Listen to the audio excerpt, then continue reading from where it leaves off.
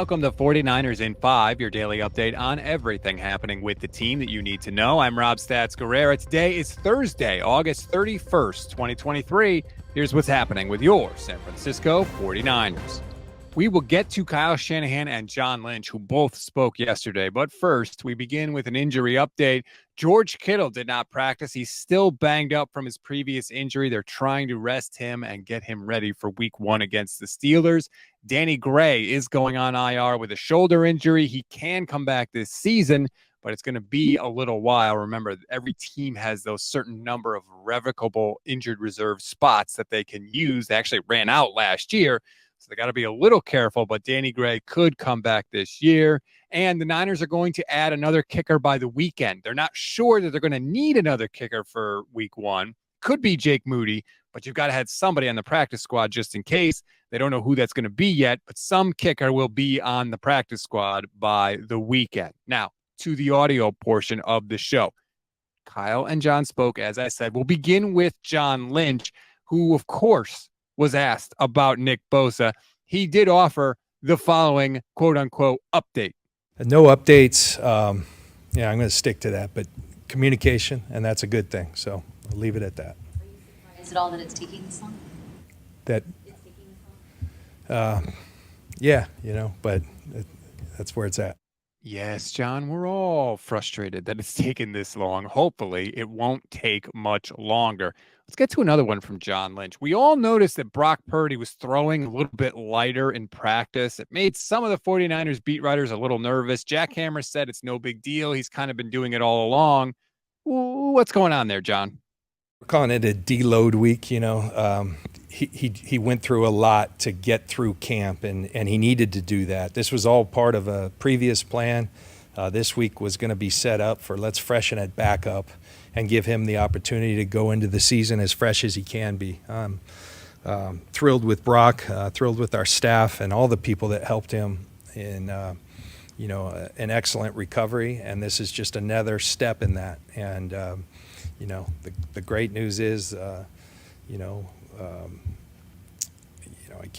don't have a crystal ball, but I would imagine he'll go into next week feeling a lot better just because the volume was reduced on him this week, and it's all part of the plan. It seems to me like a weird rehab plan to ramp somebody up and then have to throttle them back. But look, I'm not a doctor. I'm not a medical expert, but I will say this. Anytime somebody says it's all part of the plan, I immediately get skeptical, and you better believe we'll have our eye on Brock Purdy and his throwing going forward. One more audio clip for you before we move on, and that's Kyle Shanahan, who echoed a lot of what John Lynch said, especially using that word deload. That seems weird that they both used it, but okay. But Kyle was asked about his former quarterbacks, Trey Lance, Jimmy Garoppolo. They've both been out in the media this week. Jimmy threw a little shade. Kyle, do you have any response to what either one of those guys said? I try not to pay attention outside of here. I try to deal with the people in here that I have to deal with, and I have felt very good about that. I did see Trey. I was happy watching him actually while I was eating lunch with his press conference in Dallas, and Trey is as real as it gets, and that's how he talks in here. That's how he is every day. So it was cool to see him handle that the right way, and he did seem genuinely kind of happy, and I feel he's in a good position to move on and do better there. Jimmy, the comments are the comments. I'm really not concerned about his comments. So wait a minute. You said you don't listen to stuff outside the building, but yet you also said that you were watching Trey Lance's press conference with the Cowboys at lunch. So which is it? I just want to know. Again, just another example. They all say they don't pay attention to stuff, and they all do. We always give you one thing to read, one thing to watch, and one thing you might have missed.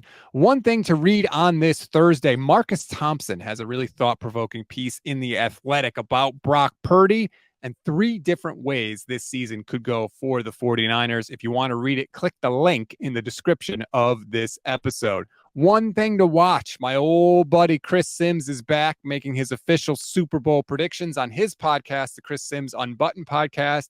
And let me just say, Niner fans may be particularly interested in what Chris Sims has to say on this subject. Again, click the link in the description. It'll take you to the very second that Chris Sims starts talking about his Super Bowl prediction. One thing you may have missed, the 49ers announced their 16-man practice squad yesterday. I'm not going to announce every single name on the list. I'm sure you could find it on the World Wide Webs, but some names you might have heard that did make the practice squad: Alex Barrett, defensive lineman; Jack Coletto, fullback, a.k.a. Baby Juice; wide receiver Chris Conley; tight end Troy Fumagalli; offensive lineman Alfredo Gutierrez; defensive back Quantrez Knight made it through waivers, so he's back; offensive lineman Corey Luciano; wide receiver Tay Martin; defensive lineman T.Y. McGill, which we knew; Willie Snead, the wide receiver; and Isaiah Winstead, the guy that put his highlights on YouTube and then ended up getting a contract from the 49ers. He made the practice squad. That is awesome news for him. Congratulations, Isaiah Winstead. I hope you get a chance to contribute. That's a wrap in today's 49ers in 5. Please rate, review, and follow the Gold Standard Podcast Network. Enjoy your Thursday, everybody. Stay tuned for the OG Gold Standard Podcast with myself and Levin Black. That'll drop on YouTube a little later today. I'm Rob Stats Guerrera. We'll talk tomorrow.